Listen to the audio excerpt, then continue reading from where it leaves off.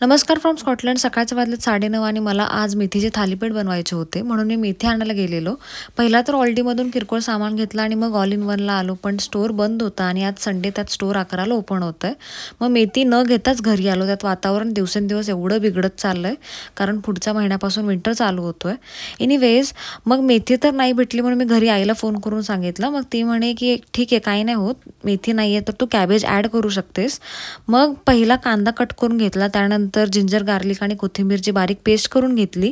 मग भाकरीचं पीठ घेऊन त्यामध्ये हळद, कट केलेला कॅबेज, पेस्ट, कांदा, कसुरी मेथी, धन्या जिऱ्याची पावडर, जिरं, लाल तिखट, तीळ आणि मीठ घालून पीठ नीट मळून घेतलं आणि 10 मिनटं झाकून ठेवायचं. तोपर्यंत मग खरड्याकरिता पॅनमध्ये तेल, जिरं, मिरच्या, जिंजर गार्लिक घालून नीट भाजून घ्यायचं.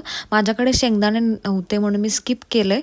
त्यानंतर थालीपीठ थापटायच्या आधी पोळपटाला नीट तेल लावून घ्यायचं. त्यावरती मी पिशवी ठेवून केलं आहे, कारण माझ्याकडे कापड नव्हतं. आणि पिशवीला पण वरून चांगलं तेल लावून घ्यायचं आणि एकदम हलक्या हाताने थापटून घ्यायची. भाजायच्या वेळेस थालीपीठाला वरून पाणी आणि साईडून तेल सोडून घ्यायचं आणि चांगलं ब्राऊन होईपर्यंत भाजून घ्यायचं. त्यानंतर खरडा ठेचून घेतला, कोथिंबीर आणि मीठ घालून. ही पण रेसिपी खूप इझी आणि हेल्दी आहे, तुम्ही सुद्धा नक्की ट्राय करा आणि मला कमेंट सेक्शनमध्ये कळवा.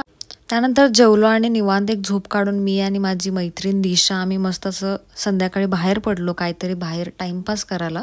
मग मस्त असं एन्जॉय करून घरी आलो.